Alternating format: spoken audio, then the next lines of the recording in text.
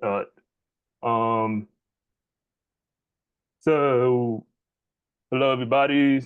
My name is Ike Uchenna Chukwu. I'm a solution architect at QCI, Quantum Computing Inc. The title of this talk is Electronic Structure Calculations on Photonic Analog Hardware. So this talk will be broken up into three segments: hardware, solution design for the problem at hand for running on this hardware, and then performance slash benchmark for a given problem associated with approximating solutions for electronic structure problems.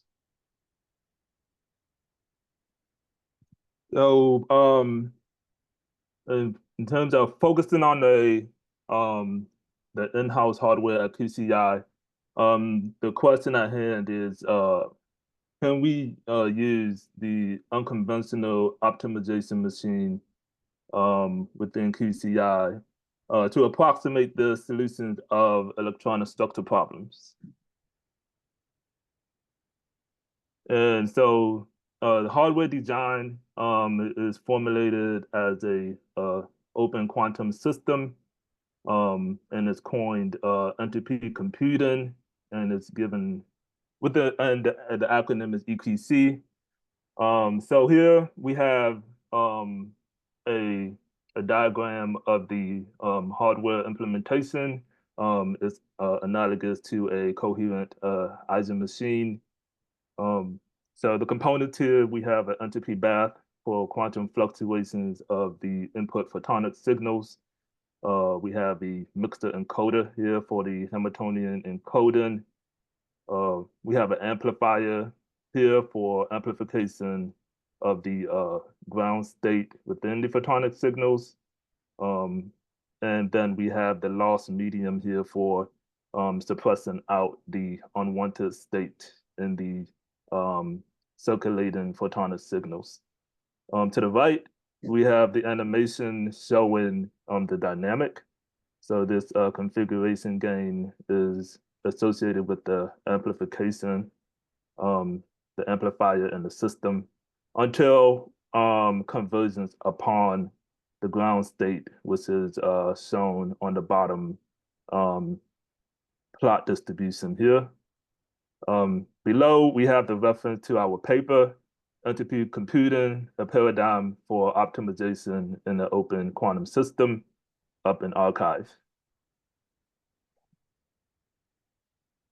So the encoding scheme for the EQC hardware, there's a flexible encoding scheme where problem types may be integer slash binaries type problems, also continuous variables and mixed integers. Um, for any given problem, they are encoded as an objective function um, in this polynomial format up to fifth order. So objective functions of a given problem may be encoded up to fifth order within these different variable types. For the problem at hand, um, sorry. Okay, so for the problem at hand, um, we are interested in, so this is a continuous variable type problem for the electronic structure problem. And then we will be enforcing a what we call a normalization constraint for the vector solutions, and that we utilize fourth order polynomial terms, fourth order encoding to enforce that normalization constraint. And then in the middle here, we have the what we call the hardware device sum constraint.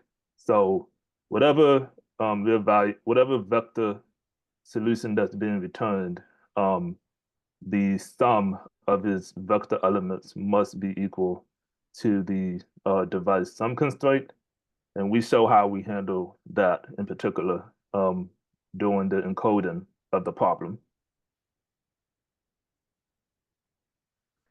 So as mentioned, the high order interactions of the objective function. The objective functions work with up to fifth order. And this is done through the component of a spacer light modulator. This in particular, the implementation for that is a patent within QCI. Uh, so references to that and the details to that implementation is provided at the bottom here. Moving to solution.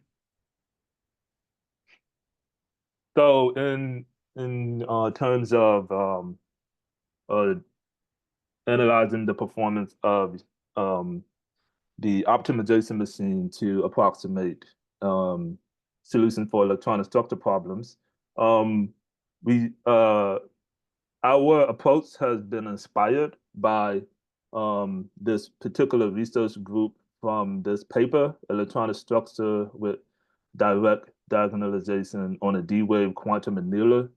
And the approach is quantum annealing eigensolver. And so what you initially start with is a atomic compound defined by its coordinate system, atomic numbers, and basis set. A formulate is electronic Hamiltonian as a matrix, pass it to a given quantum system, in this case, the D-wave quantum annealer, and then output a set of eigenvectors. So initially, you start off with a ground state eigenvector, you do, and then you iterate back to the Hamiltonian, you perform a shift, and then you send that to the quantum system, and then get the next, get the first excited state, and then you do that iterative process until you get up to the nth eigenstate along the diagonal of the this matrix as in the output. The computational workflow here. So H is the electronic Hamiltonian, and then we add to it the normalization constraint penalty term. So there's a normalization constraint for the vector solutions that is returned from these computational from the quantum system. And that is enforced as a penalty term multiplied by a penalty multiplier. You encode that as a real value polynomial, f of v, where v is a real value vector solution. But before solving the problem, you must convert that into a quadratic binary program known as a kubo, which is compatible format for a D-wave quantum system. So then that formulation as a kubo is then passed to a D-wave, and then D-wave attempts to find its ground state, and then you return that that solution in as a binary vector, decode that binary vector back into real vector, evaluate that real vector with respect to the Hamiltonian, and then that given value, you utilize that to guide the update for your penalty multiplier. And this whole scheme is then a variational approach to solving the problem. So the limitation here in this approach is the D-wave connectivity. So there's no all-to-all connectivity in the D-wave system. And then the normalization constraint that must be enforced is rather an approximated normalization constraint. And because the Kubo format only works up to the second order polynomial term, but the normalization constraint, which is norm of that vector equal 1, we must square that in order to make it in order to make it a penalty term. And if you perform that square of the norm, you end up with a fourth order polynomial. So rather, in order to make it a valid cubo form, you take an approximation of that, where you just take the lambda times the norm, rather than lambda times the norm square. And then this becomes a variational approach. So we attempt to address this in our own computational approach. One, given that EQC, the entropy computing hardware, has all-to-all connectivity, and then the objective function for encoding the problems works with up to fifth order, but we attempt to encode that normalization constraint within the fourth order polynomial term. So our approach here, to the right, highlighted in green, is where we attempt to do the exact normalization constraint without any form of approximation. We give it the name E norm. And so we take this same objective function, f of v in lambda, and we subject that objective function to a real value vector. We add an auxiliary variable, which is used to help take care of what we call the device sum constraint, which I highlighted earlier, for the encoding of any given problem. So the device sum constraint here, highlighted in purple, we just add whatever value given to the auxiliary variable to the real value vector element, and it must equal some given device sum constraint constant. And then we also enforce the normalization constraint on the last constraint equality here, and that would be added into the objective function as a squared penalty term. Then to the left here, we also have the formulation of the variational scheme as well, with the added caveat of handling the device sum constraint highlighted in purple for V norm and VP norm. So V norm is essentially analogous to the quantum annealing eigensolver problem, with the device sum constraint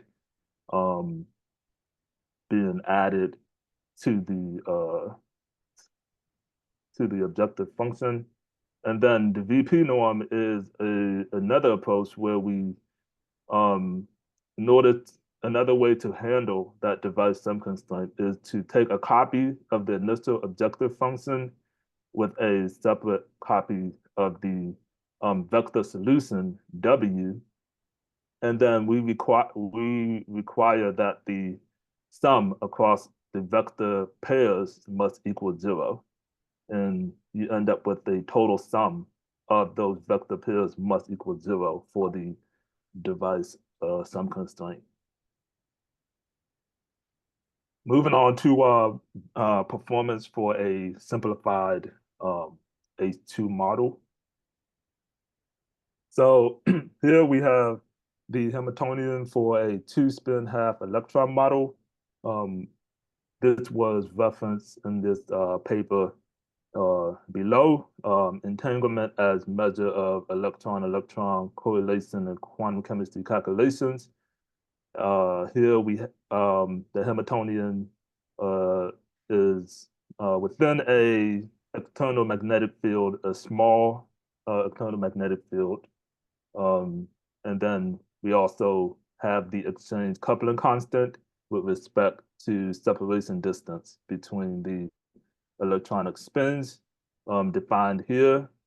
And then also this gamma, which is the degree of anisotropy, and that's just specified as 0 for this given problem.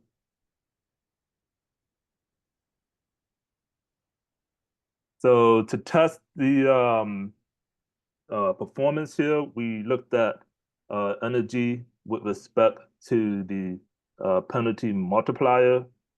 And we see here that the E norm, which is the exact formulation of the normalization constraint, encoded within the fourth order polynomial term, we see that we get a very stable output, irrespective of the lambda value for the penalty multiplier, and is within close to optimal um, value of the energy for the associated problem. And then the V norm and the VP norm, they only perform, um, they only get stable optimal output within this green region here, with the exception of a few points for E norm. But to the left of that green region, we see that V norm and VP norm, they get stable output, but they get higher energy values. And then to the right, we see a strong fluctuation with respect to the lambda value. So we see the separation in the approach for the variational scheme versus the non-variational scheme of E norm. We see that E norm gets a stable output, irrespective of any dependent on the penalty multiplier. And then here we look at the actual normalization value.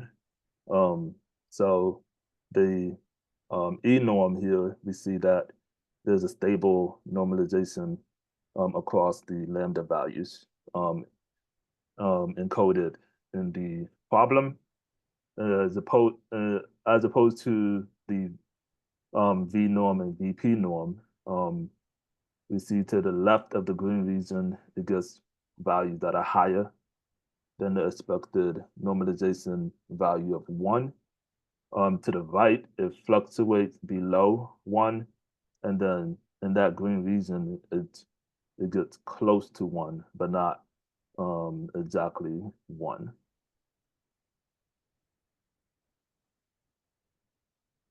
And then here we look at an actual potential energy surface plot for the two-spin half electron model. And we take this at a specific lambda value, which is an optimal lambda value here of 0.003. We see here that V norm is actually stable and produces the optimal potential energy surface plot for this given problem, with the exception of this one outlier. All of these points are single shot output. So these are not, all these data points are not from some distribution of samples. These are all single shot data points. So if we had a distribution of samples, we expect that this plot would be much smoother. For the VP norm, we see that it's relatively, it reasonably approximate the solution with some fluctuations. And then E norm, we see that it also follows that trajectory of the potential energy surface but also with some good amount of fluctuation. But we look at this as a promising trajectory for this approach, given that there's room for improvement within the hardware. So today's hardware is a hybrid between electronic and optical component. And so when hardware transitions to all optical, we expect to see a more smooth and optimal output for this potential energy surface plot. And also, if we redo this experiment with higher sample per data point, we also expect to see a more smooth plot. So future directions here is, so we want to apply this technique to more complex compounds, such as lithium, hydrogen, and other higher, more complex molecular compounds. And then also looking into other methods and algorithms in quantum chemistry that are NP hard. And then, as mentioned, the upgrade in the hardware going from hybrid to all optical. So thank you. Contact here is support at quantumcomputinginc.com. We have the archive paper about our hardware here, and then you can learn more at quantumcomputinginc.com. Thank you. Question for the speaker? Maybe I had one. Maybe I lost in the beginning. So you're doing some encoding, right, for your electronic structure Hamiltonian? I'm wondering, how does the encoding scale with the size of the Hamiltonian that you're studying? Yeah. So right now so in terms of the scaling of the encoding of the problem, so it depends on, so as reference, this is a fourth order encoding. So the hardware may be capable of encoding up to a couple hundred variables if working with the fourth order. But with the second order encoding, we are technically working with up to about 5,000 variables.